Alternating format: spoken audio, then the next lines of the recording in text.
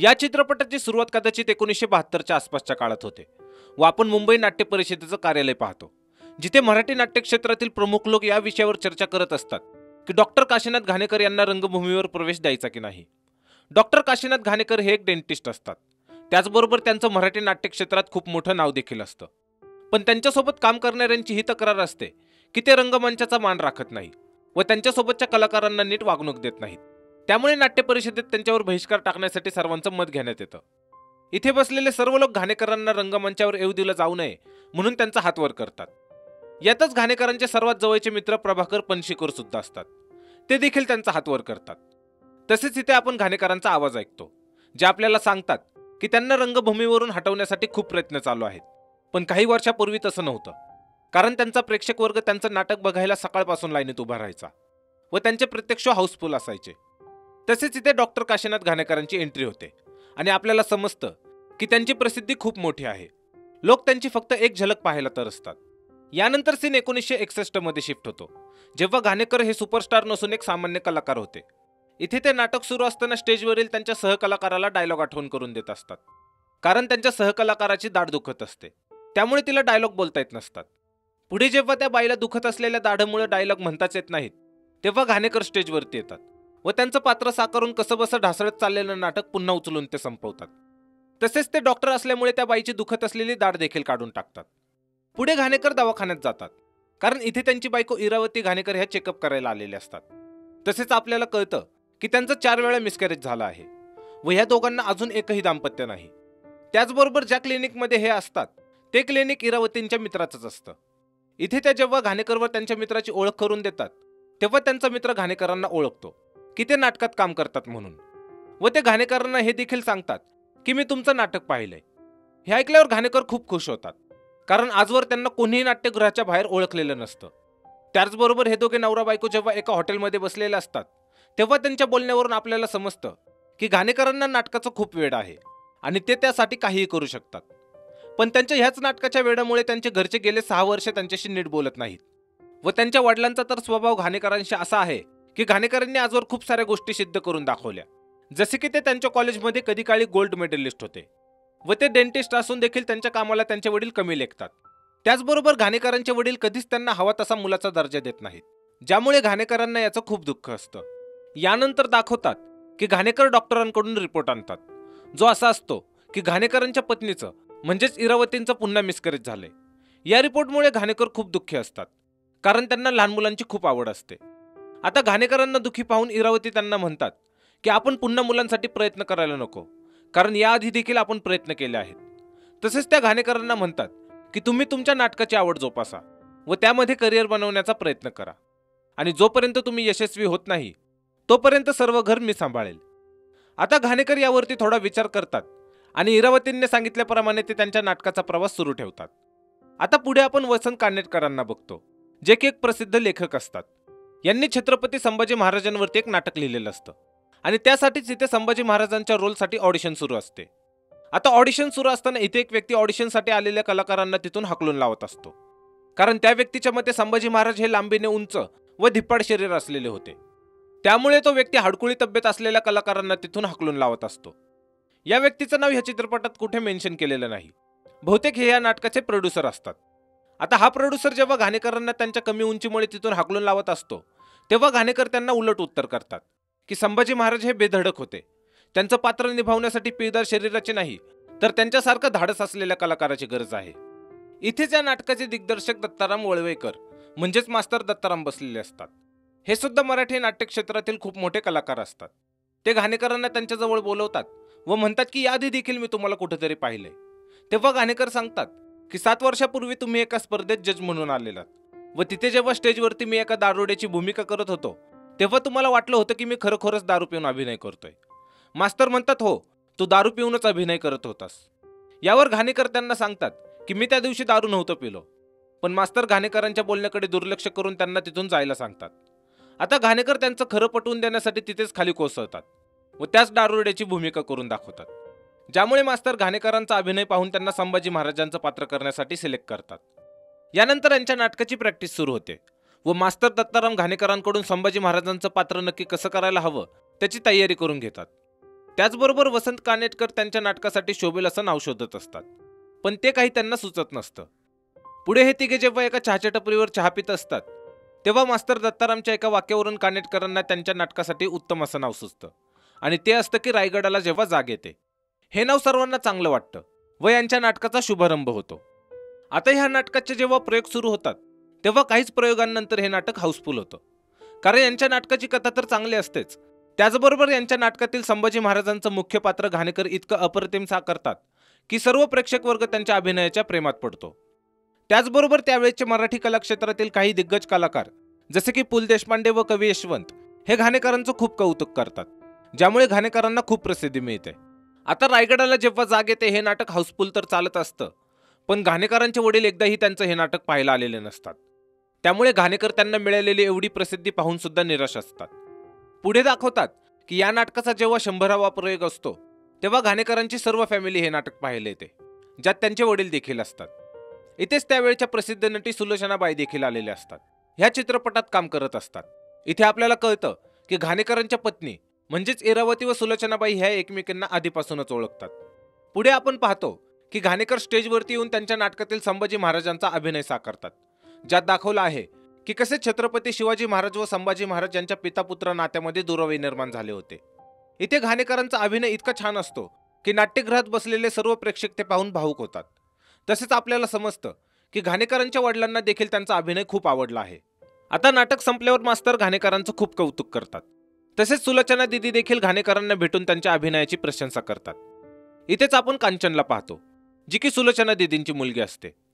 आता सर्व लोक घाणेकरांचं कौतुक करत असतात, पण घाणेकरांची नजर मात्र त्यांच्या वडिलांची वाट पाहत असते.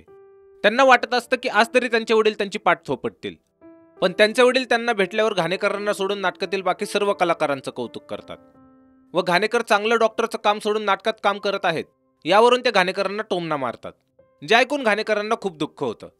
यानंतर घाणेकर जेव्हा त्यांच्या मेकअप रूममध्ये बसलेले असतात, तेव्हा वसंत कानेटकर तिथे येतात व त्यांना सांगतात की आपलं नाटक इतिहास रचणार आहे, कारण सर्व ठिकाणी फक्त आपल्याच नाटकाची चर्चा सुरू आहे. तेवढे तिथे तेच प्रोड्युसर येतात, जे की या नाटकासाठी ऑडिशन घेत असताना काही कलाकारांशी चुकीची वागणूक करत होते. हे सर्वांना सांगतात की आपल्याला नाटकासाठी एका संस्थेकडून खासगी सुपारी आली आहे. घाणेकर म्हणतात की मी खासगी सुपारी नाही करणार, कारण ज्या संभाजी महाराजांचं पात्र मी करतोय त्यांच्या अस्मितेला ते शोभत नाही. हे ऐकल्यावर त्या प्रोड्युसरला राग येतो आणि ते घाणेकरांना म्हणतात की आम्हीच तुम्हाला पहिली संधी दिली आणि आमच्यावरतीच तुम्ही मास दाखवताय, असं म्हणून ते घाणेकरांच्या डोक्यावर फटका मारतात, ज्याचा घाणेकरांना राग येतो आणि ते त्यांच्याकडे असलेल्या तलवारीने त्या प्रोड्युसरच्या डोक्यावरची केसाची वीक उडवून टाकतात व हे नाटक सोडून जायला लागतात. तेवढ्यात वसंत कानेटकर त्यांना थांबवतात आणि त्यांना म्हणतात की आपण ह्या नाटकाचे 1000-2000 प्रयोग करून इतिहास घडवू शकतो, तुम्ही हे नाटक सोडून जाऊ नका. पण घाणेकर त्यांचं ऐकत नाहीत आणि त्यांच्या निर्णयावर ठाम राहतात, ज्यामुळे वसंत कानेटकर त्यांना म्हणतात की ठीक आहे, जायचंय तर जा, पण लक्षात ठेवा की इथून पुढे मी तुमच्यासोबत कधीच काम करणार नाही. त्याचबरोबर ते घाणेकरांना त्यांच्या इतर नाटकांमधून देखील काढून टाकतात, ज्यामुळे डॉक्टर घाणेकरांकडे आता कोणतंच काम नसतं.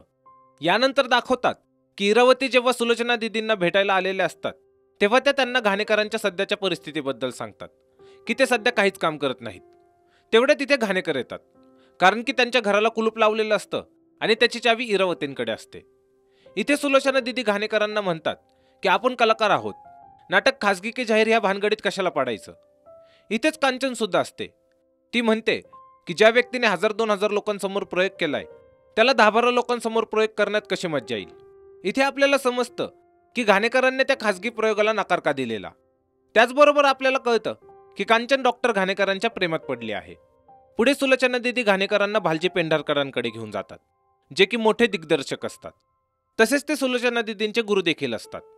इथे दिदी त्यांना म्हणतात की आपण जो नवीन चित्रपट करणार आहोत, त्यामध्ये यांना छत्रपती शिवाजी महाराजांच्या रोलसाठी घ्यायचं का. यावर पेंढारकर घाणेकरांना महाराजांचा रोल देण्यास नकार देतात, कारण डॉक्टर घाणेकरांचे डोळे घारे असतात व पेंढारकरांना भीती असते की प्रेक्षकांना जर का घारे डोळे असलेले महाराज आवडले नाहीत तर ते पुढे संकटात सापडू शकतात. पण ते दिदींचा शब्द पाळण्यासाठी त्यांच्या चालू चित्रपटात एक भावे नावाचं नवीन कॅरेक्टर लिहितात व तो रोल घाणेकरांना देतात. आता घाणेकर हे नाटक क्षेत्रातील कलाकार असतात, त्यामुळे त्यांचा अभिनय कॅमेरासमोर जास्त वरचढ वाटत असतो. त्यामुळे पेंढारकर त्यांना कॅमेरासमोर नक्की कसा अभिनय करायचा याचे काही सल्ले देतात. यांच्या ह्याच चित्रपटात शूर आम्ही सरदार आम्हाला काय कोणाची भीती हे गाणं आहे, जे की घाणेकरांवरती चित्रित करण्यात आलं आहे. पुढे ह्या गाण्याची शूटिंग जेव्हा पूर्ण होते तेव्हा आपण बघतो की घाणेकरांना शूटिंग संपल्यानंतर ही अपेक्षा असते की तिथे असलेले सर्व लोक त्यांच्या अभिनयाचं कौतुक करतील, पण तसं कौतुक कोणच करत नाही. त्याचबरोबर आपल्याला समजतं की घाणेकरांना आता प्रेक्षकांच्या टाळ्यांची व त्यांनी केलेल्या कौतुकाची सवय झाली आहे, जी की त्यांना नाटकातच भेटू शकते, सिनेमात नाही. आता पुढे घाणेकरांना आणखी एक चित्रपटात काम करण्याची संधी मिळते, पण यावेळी ते मुख्य हिरोच्या भूमिकेत असतात. त्याचबरोबर इथे या चित्रपटातील इंद्रधनु नावाचं पहिलं गाणं आहे, ज्यामध्ये दाखवलंय की कांचन नेहमी डॉक्टर घाणेकरांच्या आजूबाजूला असते. तसेच घाणेकरांची देखील आता कांचनसोबत चांगली मैत्री झाली आहे. प्रत्यक्षात कांचन ही एकमेव व्यक्ती असते जी घाणेकरांना त्यांच्या अभिनयावरती तिचं प्रामाणिक मत मांडत असते. त्याचबरोबर घाणेकरांकडे सध्या चित्रपटात खूप कामं असून देखील त्यांची इच्छा असते की त्यांनी नाटकांमध्येच काम करायला हवं, आणि हीच गोष्ट कांचन देखील घाणेकरांना सांगते, ज्यामुळे आता घाणेकर देखील तिच्या प्रेमात पडतात. पण त्यांना हे सर्व चुकीचं वाटतं व ते स्वतःला तिच्यापासून दूर ठेवण्याचा प्रयत्न करतात. तसेच नाट्यक्षेत्रातील कोणताच निर्माता आता त्यांना नाटकात काम देण्यासाठी तयार नसतो. पण याच काळात त्यांना प्रभाकर पणशीकर भेटतात, जे की एक निर्माते असतात व यांची एक नाट्यसंपदा नावाची संस्था असते. आता प्रभाकर जेव्हा डॉक्टर घाणेकरांना त्यांच्या नवीन नाटकाच्या लेखकाशी भेटवतात तेव्हा ते लेखक दुसरं कोण नसून कानेटकर असतात, जे की डॉक्टर घाणेकरांना कधी म्हणाले होते की ते त्यांच्या आयुष्यात कधीच घाणेकरांसोबत काम करणार नाहीत. पण इथे प्रभाकर कानेटकरांची समजूत काढतात व त्यांना सर्वांना नाटकाची स्टोरी सांगायला लावतात. तसेच कानेटकर स्टोरी सांगतात जी एका प्रामाणिक प्राध्यापकाची असते, की कसा एक प्रामाणिक प्राध्यापक भ्रष्ट होत जातो. घाणेकर म्हणतात ठीक आहे, मी हा रोल करायला तयार आहे. पण तेवढ्यात कानेटकर डॉक्टर घाणेकरांना चिडवण्यासाठी म्हणतात की प्राध्यापकाचा रोल हा प्रभाकर करणार आहेत आणि तुम्हाला एका लाल्या नावाच्या मुलाचा रोल करायचा आहे. लाल्या हा त्या प्राध्यापकांचा खट्टळ विद्यार्थी आहे, जो की कॉलेजला गाढवावरती येतो. तसेच ते डॉक्टर घाणेकरांना टोमणे मारून तिथून निघून जातात. आता हे सर्व ऐकल्यावर घाणेकरांना देखील राग येतो व ते देखील ही मीटिंग सोडून जातात. पण प्रभाकर पुढे या दोघांची समजूत काढतात व त्यांना हे नाटक एकत्र मिळून करण्यासाठी तयार करतात. तसेच या नाटकाचं नाव असतं अश्रूंची झाली फुले. आता पुढे जेव्हा हे सर्व नाटकाची प्रॅक्टिस करत असतात तेव्हा घाणेकरांना त्यांचं लाल्या हे कॅरेक्टर जमत नसतं. त्यामुळे ते कानेटकरांना विचारतात की मी हे कॅरेक्टर बरोबर करतोय का. यावर ते म्हणतात की तुम्ही काळजी करू नका, बाकीच्या कलाकारांच्या भूमिका छान वाटतायत, ते तुम्हाला सांभाळून घेतील. आता पुढे अश्रूंची झाली फुले या नाटकाचा जेव्हा पहिला प्रयोग असतो तेव्हा घाणेकर खूप चिंतेत असतात, कारण अजून देखील त्यांना लाल्याचं कॅरेक्टर समजलेलं नसतं. पण अचानक तिथे बॅकस्टेजला चहा द्यायला आलेल्या एका मुलाला पाहून त्यांच्या लक्षात येतं की लाल्या हा बेधडक आणि निश्चिंत मुलगा आहे, जो की लोकांच्या नजरात त्याच्याकडे पडाव्या यासाठी भडक कपडे कधीच घालणार नाही. पण आपण बघतो की डॉक्टर घाणेकरांना मात्र लाल्याचं कॅरेक्टर करण्यासाठी भडक कपड्याची ड्रेपरी दिलेली असते. पुढे हीच गोष्ट ते कानेटकरांना सांगतात आणि कानेटकरांना देखील डॉक्टर घाणेकरांचं हे बोलणं पटतं. ते लगेच लाल्याची ड्रेपरी एका सामान्य व्यक्तीसारखी करून घेतात, जसे की लाल्या हा एका श्रीमंत घरचा मुलगा नाही तर कॉलेजच्या चहाच्या टपरीवर फिरणारा एक सामान्य मुलगा दिसायला लागतो. आता अशा सामान्य दिसणाऱ्या लाल्याचं कॅरेक्टर जेव्हा घाणेकर करायला स्टेजवर जातात तेव्हा त्यांच्या एंट्रीलाच प्रेक्षक टाळ्यांचा कडकडाट करतात, जसे की आजवर कधीच असं नाट्यक्षेत्रात झालेलं नसतं. यानंतर यांचं हे नाटक खूप प्रसिद्ध होतं, कारण की हे नाटक कॉलेज जीवनावर आधारित असतं व त्यातलं लाल्या हे कॅरेक्टर कॉलेज स्टुडंटवरती आधारित असल्यामुळे महाराष्ट्रात सगळीकडे ह्या नाटकाचे शो हाऊसफुल चालायला लागतात. त्याचबरोबर कॉलेज स्टुडंट्समध्ये लाल्याचं खूप क्रेज चालू असतं आणि लाल्याचं कॅरेक्टर डॉक्टर घाणेकर करत असल्यामुळे सर्व विद्यार्थी त्यांना फॉलो करायला लागतात. ह्याच काळात घाणेकरांना एक व्यक्ती भेटतो ज्यांचं नाव ह्या चित्रपटात कुठे मेन्शन केलेलं नाही, त्यामुळे मी यांचं कॅरेक्टर किशोर चौगुले नावानेच एक्सप्लेन करतो, जे की यांचं खरं नाव आहे. आता घाणेकर किशोरला त्यांचा असिस्टंट बनवतात, जे की घाणेकरांच्या कार्यक्रमाचं व इतर कामांचं वेळापत्रक सांभाळत असतात. त्याचबरोबर हे सर्व सीन आपण एका लाल्या नावाच्या गाण्यामध्ये पाहतो. पुढे दाखवतात की डॉक्टर घाणेकर त्यांच्या यशाच्या शिखरावर असतात तर खरं, पण ह्या सर्व धावपळीत ते त्यांच्या घराकडे दुर्लक्ष करतात, ज्यामुळे त्यांची बायको त्यांच्यावर रागवलेली असते. यावर घाणेकर इरावतींना समजावून सांगतात की मराठी नाटकांसाठी प्रेक्षकांनी कधीच कोणासाठी शिट्ट्या वाजवल्या नाहीत व कधीच कोणत्या कलाकाराचे डायलॉग कोणी पाठ केले नाहीत. पण सध्या हे सर्व बदलत चाललं आहे. माझ्या नाटकाच्या वेळेस शिट्ट्या वाजतात आणि कॉलेजमधली पोरं माझा डायलॉग पाठ करतात, माझी स्टाईल कॉपी करतात. प्रत्यक्षात ते सांगत असतात की मराठी इंडस्ट्रीमध्ये आजवर कोणीही सुपरस्टार झाला नाही, पण मला वाटतंय की मी तो पहिला सुपरस्टार आहे जो की हे सर्व स्टारडम अनुभवतोय. यानंतर घाणेकर जेव्हा त्यांच्या नाटकाची प्रॅक्टिस करत असतात तेव्हा कांचन तिथे येते. इथे ती घाणेकरांना म्हणते की नाटकाच्या जाहिरातींमध्ये एवढी नावं आहेत की तुमचं नाव त्यामध्ये कुठे दिसूनच येत नाही, त्यापेक्षा तुम्ही तुमचं नाव सर्वात शेवटी लावा, म्हणजेच आणि डॉक्टर काशीनाथ घाणेकर. त्याचबरोबर आपल्याला समजतं की या चित्रपटाचं नाव आणि डॉक्टर काशीनाथ घाणेकर का आहे. आता कांचनचा हा सल्ला घाणेकरांना पटतो व ते त्यांचं नाव नाटकाच्या सर्वात शेवटी लावायला सुरुवात करतात. त्याचबरोबर आपण या सीनमध्ये घाणेकर व कांचनची जवळीक वाढताना पाहतो. तसेच इथे घाणेकर नाटक सुरू असताना कांचनला किस करतात व यांचं प्रेम प्रकरण सुरू होतं. पुढे घाणेकर रोजचे 3 शो करायला लागतात आणि सारखा प्रवास व त्यांचं रोजचं दारूचं व्यसन सुरू असल्यामुळे रायगडला जेव्हा जाग येते हे नाटक सादर करत असताना ते चालू शोमध्येच कोसळतात, ज्यामुळे त्यांना नाटकापासून थोडा ब्रेक घ्यावा लागतो. तसेच घाणेकर नाटकांपासून दूर झाल्यामुळे नाट्यक्षेत्रात आता एक नवीन कलाकार उदयास येतात, ज्यांचं नाव डॉक्टर श्रीराम लागू असतं. यांचा देखील अभिनय अप्रतिम असतो व यांचा देखील खूप मोठा फॅन बेस असतो. यानंतर एक सीन आहे ज्यात दाखवलंय की एक मुलगा ज्याचं नाव दिनकर फुले असतं तो घाणेकरांचा खूप मोठा फॅन असतो. त्यामुळे त्याची आई घाणेकरांना पत्र लिहून विनंती करते की माझ्या मुलाचा वाढदिवस आहे, त्यामुळे तुम्ही त्याला फोन करून वाढदिवसाच्या शुभेच्छा द्याल का. पण घाणेकर दिनकरला फोन न करता दारूच्या नशेत सरळ त्याच्या हॉस्टेलला जातात व दिनकरला वाढदिवसाच्या शुभेच्छा देतात. त्याचबरोबर आपण ह्या मुलाला चित्रपटाच्या सुरुवातीपासूनच घाणेकरांना फॉलो करताना देखील पाहत असतो. आता घाणेकर व प्रभाकर जेव्हा हॉस्टेलवरून परतत असतात तेव्हा प्रभाकर घाणेकरांना म्हणतात की कांचन व तुझ्याबद्दल लोक चर्चा करत आहेत. यावर घाणेकर म्हणतात की मला तिच्याशी लग्न करायचंय. तसेच प्रभाकर त्यांना सल्ला देतात की तू तुझ्या वागणुकीत बदल घडव, नाहीतर तू खूप मोठ्या संकटात येशील. त्याचबरोबर ते हे देखील आठवण करून देतात की मी तुझ्यासोबत आहे म्हणून तू अजून नाट्यक्षेत्रात टिकून आहेस, नाहीतर सध्या कोणाचीही ही इच्छा नाही की तुला त्यांच्या नाटकात घ्यावं. प्रत्यक्षात प्रभाकर व घाणेकरांची मैत्री आता खूप कट्टर झालेली असते आणि आपला मित्र संकटात सापडू नये यासाठी प्रभाकर घाणेकरांना सल्ला देत असतात. पुढे दाखवतात की घाणेकर व इरावती जेव्हा सिनेमा पाहून येत असतात तेव्हा वाटेत त्यांना कांचन दिसते, ज्यामुळे घाणेकर त्यांची गाडी थांबवतात व हे तिघे तिथे गप्पा मारायला लागतात. इथेच घाणेकर त्यांच्या बायकोला कांचन व त्यांच्या प्रेमाबद्दल सांगतात व हे देखील सांगतात की मला कांचनशी लग्न करायचंय. इरावतींना जेव्हा हे कळतं तेव्हा त्या चकित होतात व त्या कांचनवरती रागवण्याऐवजी तिला सल्ला देतात की घाणेकरांसोबत संसार करणं सोपं नाही. त्याचबरोबर कांचनने त्यांच्या प्रेमाबद्दल कोणाकोणाला कसं सांगायचं ते देखील त्या सांगतात. तसेच आपल्याला समजतं की इरावतींनी घाणेकर व कांचनचं प्रेम मान्य तर केलं, पण त्यांना आतून खूप दुःख झालं आहे. यानंतर तुम्हावर केली मी मर्जी बहार हे गाणं आहे, ज्याचं पिंजरा चित्रपटाच्या सेटवरती शूटिंग सुरू असतं. इथे शूटिंग झाल्यावर एक पत्रकार श्रीराम लागूंचा इंटरव्ह्यू घेत असताना त्यांना प्रश्न विचारते की घाणेकर व तुमच्यामध्ये युद्ध सुरू आहे अशी सगळीकडे चर्चा आहे. यावर डॉक्टर लागू म्हणतात तसं काहीही नाही. त्याचबरोबर आपल्याला त्यांच्या बोलण्यावरून समजतं की ज्या प्रकारचे नाटक ते करतात त्यामध्ये ते अभिनयाला जास्त महत्त्व देतात व फक्त टाळे मिळवण्यासाठी नाही तर प्रेक्षकांना नाटकाच्या वेगवेगळ्या शैली पाहता याव्या याचा ते जास्त प्रयत्न करतात. त्याच उलट घाणेकरांचं मात्र अभिनयाकडे लक्ष कमी व लोकांच्या टाळे मिळवण्याकडे लक्ष जास्त आहे. आता पुढे दाखवतात की सुलोचना दिदींना कोणीतरी फोन करून कांचन व घाणेकरांच्या अफेअरबद्दल सांगतं, ज्यामुळे कांचन व त्यांच्या त्या गोष्टीवरून भांडण होतं. तसेच यावर उपाय शोधायला त्या कांचनला घेऊन भालजी पेंढारकरांकडे जातात. इथे कांचनला सांगण्यात येतं की तू व डॉक्टर घाणेकर 1 वर्ष एकमेकांपासून दूर राहायचं आणि या 1 वर्षात ना तुम्ही एकमेकांना भेटण्याचा प्रयत्न करायचा ना एकमेकांना बोलायचं, व तरी देखील जर का तुमचं प्रेम तसंच राहिलं तर तिचे बाबा तिचं लग्न घाणेकरांशी लावून देतील. हीच अट कांचन पुढे घाणेकरांना सांगते. यावर घाणेकर तिला म्हणतात की मी तुझ्याशिवाय राहू शकणार नाही.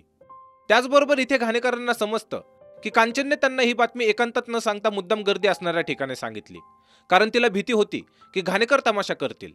आणि पुढे तसंच होतं. घाणेकर कांचनवर चिडतात व ते हॉटेलमध्ये सर्वांसमोर तिच्यावर ओरडून बोलायला लागतात, ज्यामुळे इथे गोंधळ होतो. यानंतर सीन 1972 मध्ये शिफ्ट होतो. इथे घाणेकर स्टेजवर गरिबांचा बापू हे नाटक सादर करत असतात. तेव्हाच त्यांची सहकलाकार एक सीन करत असताना घाणेकरांना मिठी मारते. प्रत्यक्षात हा त्या नाटकातील एक भाग असतो, पण ती कलाकार मिठी मारत असताना तिचं डोकं त्यांच्या मानावर ठेवते, ज्यामुळे घाणेकरांच्या गळ्याला हिसका बसतो व ते त्या मुलीला चालू शो मध्ये जोरात चिमटा मारतात. तसेच शो संपल्यावर ते म्हणतात की 1000 वेळा सांगितलं आहे तसं करू नको, याने माझा कॉन्फिडन्स डाऊन होतो आणि आज देखील तेच झालं. आता घाणेकरांचा इतर कलाकारांसोबतचा असा स्वभाव त्या नाटकाच्या निर्मात्यांना पटत नाही व ते घाणेकरांना या नाटकातून काढून टाकतात. पुढे प्रभाकर घाणेकरांना समजावून सांगतात की आता पहिल्यासारखं काही राहिलं नाहीये. प्रेक्षकांची नाटक पाहण्याची आवड बदलली आहे आणि त्यात ज्या भूमिका तुला भेटायला हव्या त्या सर्व भूमिका डॉक्टर लागूंना मिळत आहेत.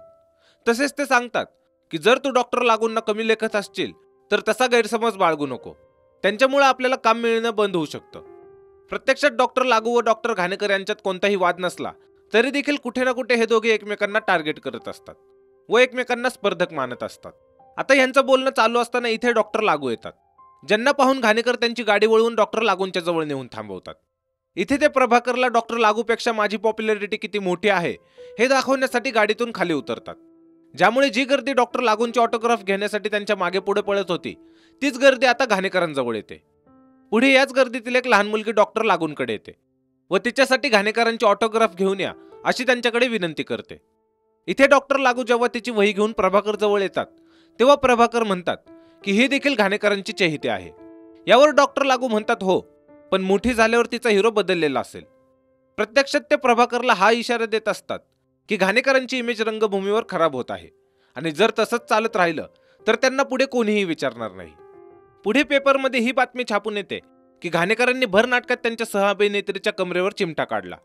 त्यामुळे प्रभाकर घाणेकरांना फोन करतात व जोपर्यंत ही बातमी लोक विसरत नाहीत तोपर्यंत त्यांना शांत राहायला सांगतात. आता पुढे दाखवतात की अश्रूंची झाली फुले या नाटकाचा जेव्हा प्रयोग सुरू असतो तेव्हा घाणेकर नेहमीप्रमाणे त्यांचे डायलॉग म्हणत असतात. पण घाणेकरांच्या ज्या ज्या डायलॉगवरती प्रेक्षक कधी काळी शिट्ट्या व टाळ्या वाजवायचे ते आता मात्र त्यांच्या डायलॉगला साधा रिस्पॉन्स देखील देत नाही. त्यामुळे घाणेकर चिडतात व नाटक पाहायला आलेल्या प्रेक्षकांवरती रुसून बसतात. इथे प्रभाकर घाणेकरांना नाटकातील पुढचे डायलॉग म्हणायला लावतात, पण घाणेकर नाटक अर्धे तास सोडून स्टेजवरून उतरतात. आता घाणेकरांना वाटतं की ते ज्या प्रेक्षकांसमोर नाटक सादर करत होते तो प्रेक्षक वर्ग त्यांचा नव्हताच, ज्यामुळे त्यातल्या कोणीही त्यांच्यासाठी टाळ्या वाजवल्या नाहीत. तसेच त्यांना वाटत असतं की डॉक्टर लागूनच त्यांच्या माणसांना तिकीट काढून घाणेकरांचं नाटक पाहायला पाठवलं, जेणेकरून नाटकात घाणेकरांचा परफॉर्मन्स खराब व्हावा. आता असा संशय असल्यामुळे घाणेकर डॉक्टर लागूंचा परफॉर्मन्स खराब करण्यासाठी त्यांच्या चालू नाटकात पोहोचतात, ज्यामुळे त्या चालू नाटकात सर्व प्रेक्षकांची नजर घाणेकरांवरती पडते व शांतपणे नाटक पाहत बसलेले प्रेक्षक घाणेकरांना पाहण्यासाठी कालवा करायला लागतात. तसेच इकडे स्टेजवरती घाणेकरांमुळे डॉक्टर लागू डिस्टर्ब होतात व त्यांना नाटक काही काळासाठी थांबवावं लागतं. पुढे घाणेकर त्यांच्या जागेवर बसतात व त्यांचा घमंड दाखवत डॉक्टर लागूंना नाटक पुन्हा सुरू करायला लावतात, ज्यामुळे डॉक्टर लागू त्यांचे डायलॉग काही वेळेसाठी विसरतात व त्यांचा परफॉर्मन्स खराब होतो. आता पुढे घाणेकर जेव्हा घरी येतात तेव्हा त्यांची बायको इरावती पाहते की घाणेकर दारूच्या नशेत आहेत. इथे त्या घाणेकरांना नशेतून सावध करण्याचा प्रयत्न करत असतात तेवढ्यात त्यांच्या कपाटाचा दार उघडून एक बाई बाहेर कोसळते, ज्यामुळे इरावतींना समजतं की त्या इथे येण्या अगोदर त्यांचा नवरावती बाई सोबतच होते व इरावतींपासून लपण्यासाठी ती बाई कपाटात लपली असावी. पण एवढं सर्व पाहून सुद्धा त्या घाणेकरांना काहीच बोलत नाहीत व त्या बाईला नशेतून उठवण्यासाठी तिच्याजवळ जातात. तसेच इथे घाणेकरांना संशय येतो की इरावतींच्या आयुष्यात देखील दुसरं कोणीतरी आहे, त्यामुळे ते त्याबद्दल इरावतींना विचारतात, ज्याचं उत्तर देताना त्या सांगतात की हो, माझ्या आयुष्यात कोणीतरी आहे आणि आम्ही दोघे लग्न करणार आहोत. यानंतर इरावती घाणेकरांना सोडून जातात व दुसरं लग्न करतात. तसेच घाणेकरांकडे आता काही काम नसल्यामुळे ते जास्त करून तर दारूच्याच नशेत राहायला लागतात. त्याचबरोबर इकडे आपण कांचनला बघतो. इथे सुलोचना दिदी तिची वेणी घालत असताना या दोघींमध्ये थोडे वाद होतात, ज्यामुळे कांचन त्यांना म्हणते की तुम्ही आम्हाला फक्त 1 वर्षाची अट घातली होती, पण आता मी घाणेकरांकडे तोपर्यंत नाही जाणार जोपर्यंत तू स्वतः मला त्यांच्याकडे नाही पाठवणार. यानंतर आपण एका पार्टीमधला सीन बघतो जिथे डॉक्टर घाणेकर व डॉक्टर लागू समोरासमोर असतात. इथे डॉक्टर घाणेकर डॉक्टर लागूंना डिवचण्यासाठी त्यांचे प्रायोगिक नाटक व त्यावर ते ज्या प्रकारचा अभिनय करतात त्याची टिंगल उडवतात. याला प्रत्युत्तर म्हणून डॉक्टर लागू सुद्धा डॉक्टर घाणेकरांचं नाटक पाहायला येणाऱ्या प्रेक्षकांची व घाणेकरांची खिल्ली उडवतात. प्रत्यक्षात घाणेकर प्रेक्षकांचं अटेन्शन मिळवण्यासाठी स्टेजवर अभिनय कमी व टवाळगिरी जास्त करतात असं डॉक्टर लागूंचं म्हणणं असतं. तसेच डॉक्टर लागूंचं म्हणणं असतं की घाणेकरांचं नाटक पाहायला गर्दी तर असते, पण ते सर्व लोक बिनडोक असतात व त्यांचं नाटक पाहायला 10-12 लोक जरी येत असले तरी ते सर्व खरं नाटक कसं असतं ते पाहायला आलेले असतात आणि हे कुठे ना कुठे खरं देखील असतं. त्यामुळे यापुढे घाणेकर या विषयावर काहीच बोलत नाही व हा सीन इथेच कट होतो. आता घाणेकरांना नाटकात जास्त काम मिळत नसल्यामुळे ते सिनेमात मिळेल ते काम करायला लागतात आणि इथेच गोमू संगतीने माझ्या तू येशील का हे गाणं आहे, जे संपल्यावर आपण घाणेकरांना एका मेकअप रूम मध्ये बघतो. इथे त्यांना एक लेखक म्हणतात की तुमचे ते दिवस संपले आहेत जेव्हा तुमच्यासाठी लोक टाळ्या वाजवायचे. प्रत्यक्षात इथे घाणेकर त्या लेखकाने लिहिलेले डायलॉग नीट पाठ करत नसतात, त्यामुळे ते घाणेकरांना तसे म्हणलेले असतात. आता घाणेकर त्या मेकअप रूम मधून उठतात व चालू असलेल्या नाटकात जाऊन प्रेक्षकांच्या टाळ्या मिळवून येतात आणि त्या लेखकाला हे दाखवून देतात की त्यांची पॉप्युलॅरिटी आजही तेवढीच आहे जेवढी काही वर्षापूर्वी होती. यानंतर सीन पुन्हा प्रेझेंटमध्ये येतो, जिथे आपण चित्रपटाच्या सुरुवातीला पाहिलेलं की घाणेकरांवर बहिष्कार टाकण्यासाठी नाट्य परिषदेत सर्वांचं मत घेण्यात येत होतं. तसेच इथे घाणेकरांच्या सर्वात जवळच्या मित्राने म्हणजेच प्रभाकर पणशीकरांनी सुद्धा हातवर केलेला, पण इथे त्यांनी घाणेकरांच्या विरोधात नाही तर सर्वांसमोर घाणेकरांविषयी मत मांडण्यासाठी हात उचललेला असतो. ते सर्वांना म्हणतात की ज्यावेळी बॉलिवूडमुळे मराठी रंगभूमी खालावत चालली होती तेव्हा काशीनाथच होते ज्यांनी सर्व प्रेक्षकांना बॉलिवूडकडून खेचून आणलं व मराठी नाटक पाहण्यास भाग पाडलं. तसेच ते सर्वांना ह्या गोष्टीची आठवण करून देतात की तिथे बसलेल्या कित्येकांना काशीनाथने शून्यातून वरती येण्यास मदत केलेली आणि आज जेव्हा काशीनाथला त्यांच्या मदतीची गरज आहे तेव्हा ते सर्व त्यांच्याकडे पाठ करून उभे आहेत. आता ह्या सर्व गोष्टींची जाणीव झाल्यावर तिथले सर्व लोक ठरवतात की घाणेकरांना आणखी एक संधी द्यायची. त्याचबरोबर पुढे आपण घाणेकरांना पुन्हा रंगमंचावर काम करताना पाहतो. इथे ते आनंदी गोपाळ हे नाटक सादर करत असतात. तेव्हाच ते स्टेजवरून पाहतात की डॉक्टर श्रीराम लागू त्यांचं नाटक पाहायला आले आहेत. ज्यामुळे घाणेकर नर्वस होतात व काही काळासाठी त्यांचे डायलॉग विसरतात. पण लवकरच ते पुन्हा त्यांच्या कॅरेक्टरमध्ये येतात व त्यांचा अभिनय बेधडकपणे सादर करतात. प्रत्यक्षात घाणेकरांनी आजवर जास्त करून व्यावसायिक नाटकांमध्ये अभिनय केलेला असतो, पण बहुतेक हे त्यांचं पहिलं प्रायोगिक नाटक असतं व तरी देखील ते ह्या नाटकात उत्तम अभिनय करतात. तसेच डॉक्टर श्रीराम लागू व डॉक्टर घाणेकर यांच्यात जी काही स्पर्धा सुरू होती ती इथेच संपते. आता असेच एकदा नाटक संपल्यावर घाणेकरांना वाटतं की नेहमीप्रमाणे नाटक संपल्यावर प्रेक्षक जसे घाणेकरांसाठी गर्दी करायचे तसेच ते आज देखील नाट्यगृहाबाहेर त्यांच्या येण्याची वाट पाहत असतील. पण घाणेकर बाहेर येऊन बघतात तर बाहेर त्यांच्यासाठी कोणच उभं नसतं. त्यामुळे डॉक्टर घाणेकर हे हाऊसफुल चालू असलेलं नाटक मध्येच सोडून टाकतात. यानंतर दाखवतात की भालजी पेंढारकर कांचनला भेटतात व तिची माफी मागतात, कारण त्यांनी वचन दिलेलं की 1 वर्ष जर का कांचन व डॉक्टर घाणेकर एकमेकांपासून दूर राहिले तर ते त्यांचं लग्न लावून देतील. पण इथे आपल्याला समजतं की ह्या गोष्टीला आता 10 वर्ष उलटून गेलेत. पुढे कांचन व घाणेकरांचं लग्न लावून दिलं जातं. तसेच इथे साध न देता नाथा हे गाणं आहे. आता अश्रूंची झाली फुले ह्या नाटकाच्या एका प्रयोगावेळी डॉक्टर घाणेकर दारू पिऊन स्टेजवरती जातात व दारूच्या नशेतच अभिनय करायला लागतात. पण दारू त्यांना एवढी चढलेली असते की त्यामुळे ते स्टेजवरतीच खाली कोसळतात. ज्यामुळे नाटक पाहायला आलेले प्रेक्षक घाणेकर दारू पिऊन स्टेजवरती कसे काय आले म्हणून नाट्यगृहाची तोडफोड करतात. तसेच इथे प्रभाकर काशीनाथच्या वतीने सर्वांची माफी देखील मागतात, पण कोणीच ऐकायला तयार नसतं. पुढे काही दिवस उलटतात व आपण घाणेकरांना त्यांच्या घरात बघतो, जे की आता दारूच्या पूर्णपणे आहारी गेलेत. इथे ते वृत्तपत्रातील एक बातमी वाचतात आणि रडायला लागतात व आपल्याला कळतं की दिनकर नावाचा मुलगा जो त्यांचा खूप मोठा फॅन होता त्याने आत्महत्या केली, कारण की त्याला बघवत नव्हतं की घाणेकरांना सर्व लोक नावं ठेवायला लागलीत व त्यांचा तिरस्कार करायला लागलेत.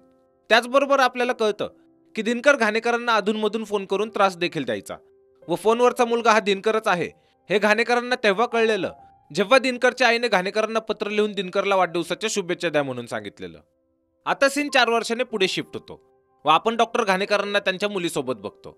घाणेकर आता नाटक सोडून त्यांच्या कुटुंबात रमलेले असतात व रंगमंचावर पाय ठेवून त्यांना 3 वर्ष झालीत. इथे घाणेकरांना समजतं की त्यांची मुलगी लवकरच मोठी होईल, पण मोठे झाल्यावर तिच्यासाठी त्यांना आता एक आदर्श पिता बनायचं असतं, कारण सर्वीकडे फक्त हीच चर्चा असते की डॉक्टर घाणेकर बेवडे आहेत. पुढे घाणेकर त्यांच्या मुलीच्या नजरेत चांगला पिता बनण्यासाठी पुन्हा नाटकात कमबॅक करायचं ठरवतात, पण कोणीच त्यांना काम द्यायला तयार नसतं. त्याचबरोबर इकडे प्रभाकर पणशीकरांना जेव्हा ही बातमी कळते की घाणेकरांना कमबॅक करायचे तेव्हा ते घाणेकरांना भेटतात व अश्रूंची झाली फुले हे नाटक पुन्हा सुरू करतात. आता घाणेकर त्यांच्या असिस्टंटला म्हणजेच किशोरला भेटायला जातात, पण इथे त्यांना कळतं की जसे घाणेकर नाटकांपासून दूर झाले तेव्हापासून किशोर कोणालाच ओळखत नाहीत. इथे घाणेकर त्यांना उठवण्यासाठी रायगडला जेव्हा जाग येते या नाटकातील संभाजी महाराजांचा अभिनय करतात, पण किशोर तसेच स्तब्ध पडून असतात. प्रत्यक्षात किशोर घाणेकरांकडे नेहमी हट्ट करायचे की माझ्यासाठी एकदा तरी तुम्ही संभाजी महाराजांचे काही डायलॉग म्हणून दाखवा, पण घाणेकर त्यांना नेहमी टाळायचे. पण आज जेव्हा ते किशोरसाठी संभाजी महाराजांचे डायलॉग म्हणतात तेव्हा ते त्या स्थितीमध्ये नसतात की ते डायलॉग ते नीट ऐकू शकतील. यानंतर त्यांच्या नाटकाचा जेव्हा प्रयोग असतो तेव्हा बाहेर खूप मुसळधार पाऊस असतो, त्यामुळे सर्वांना वाटत असतं की नाटक पाहायला कदाचित जास्त लोक येणार नाहीत. पण काही वेळाने प्रभाकर पाहतात की प्रेक्षक खास करून डॉक्टर घाणेकरांना पाहण्यासाठी भर पावसात सुद्धा आलेले आहेत. पुढे नाटक सुरू होतं आणि सर्वजण घाणेकरांची एंट्रीची वाट पाहत असतात, पण घाणेकर काही स्टेजवर येत नाहीत. त्यामुळे सर्वांना वाटतं की नेहमीप्रमाणे आज देखील ते दारू पिऊन त्यांच्या रूममध्ये पडले असतील. पण काही वेळाने आपण पाहतो की डॉक्टर घाणेकर जेव्हा मेकअप रूममध्ये त्यांच्या एंट्रीची वाट पाहत होते तेव्हा त्यांना हृदयाचा झटका येतो व त्यांचं तिथंच निधन होतं. याच सोबत हा चित्रपट इथेच संपतो. तसेच क्रेडिट्सच्या वेळी आपण त्या सर्व रिअल कॅरेक्टर्सचे फोटो बघतो ज्यांच्या आयुष्यावर हा चित्रपट आहे. हा चित्रपट डॉक्टर काशीनाथ घाणेकर यांच्या आयुष्यावर आधारित एक बायोपिक आहे, जो की 2018 मध्ये रिलीज झालेला. डॉक्टर काशीनाथ घाणेकर हे मराठी सिनेसृष्टीतील पहिले व कदाचित शेवटचे सुपरस्टार होते. तसेच या चित्रपटातील सर्व कलाकारांनी आपापल्या भूमिका खूप छान साकारलेल्या आहेत.